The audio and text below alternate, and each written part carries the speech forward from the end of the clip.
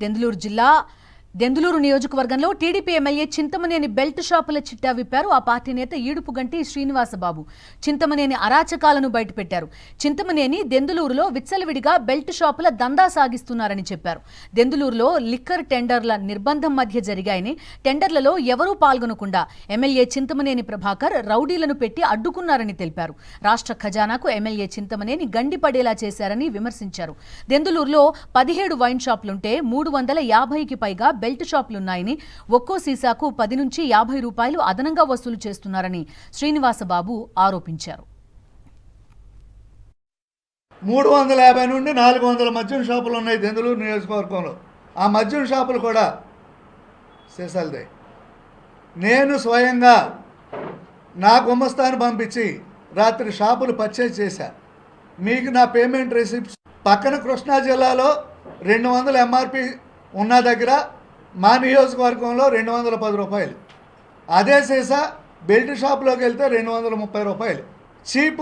Cheap సీసా belt షాపులో 30 రూపాయలు ఎక్సెస్ ఎంఆర్పి పైన. ఈ డబ్బంతా ఎవరు బొక్కసానికి చేరుతుంది అని నేను అడుగుతున్నా. బెల్ట్ షాపు ఉంటే బెల్ట్ తీస్తానని చంద్రబాబు గారు ఎప్పుడో ప్రకటించారు. ఈ రోజుకి మా నాయకులకి చిత్తశుద్ధి కొరవడి ఏ ఒక్కళ్ళో కూడా బెల్ట్ షాపుల మీద మాట్లాడట్లేదు సరికదా. ఇక్కడ దెందులూరు నియోజకవర్గంలో అధికారంలో ఉన్న నాయకుడే ఈ దుర్మార్గాలకు పాల్పడుతుంటే ఎవరికి చెప్పాలో తెలియక నేను మీ ముందు రావడం జరిగింది. ఇదిగోండి 140 రూపాయలు ఓల్డ్ ఎడ్మిరాల్ ఎంఆర్పి 140 రూపాయలు. మ్యాన్షన్ హౌస్ ఎంఆర్పి 210 రూపాయలు.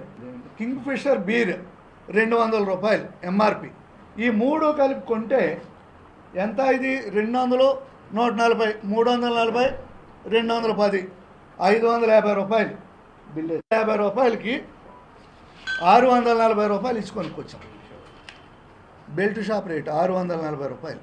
550 రూపాయలు ఎంఆర్పి రేటుకి 640 రూపాయలు. 3 సీసాలకి సీసాకి 30 రూపాయలు పెంచేసి అమ్మితే మా చంద్రబాబు గారు, లోకేష్ గారు, పవన్ గారు రూపకల్పన చేసిన పాలసీ యొక్క ఉద్దేశంకి తూట్లు పడటం కాదా అని నేను ప్రశ్నిస్తున్నాను.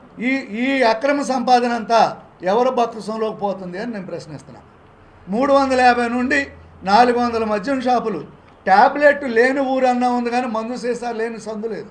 ఇంత విచ్చలవిడితనంగా ప్రజల్ని తాగుబోతులు చేసి వీళ్ళ బొక్కసం నింపుకుంటూ ఈ పార్టీని ఏం చేద్దాం అనుకుంటున్నారు?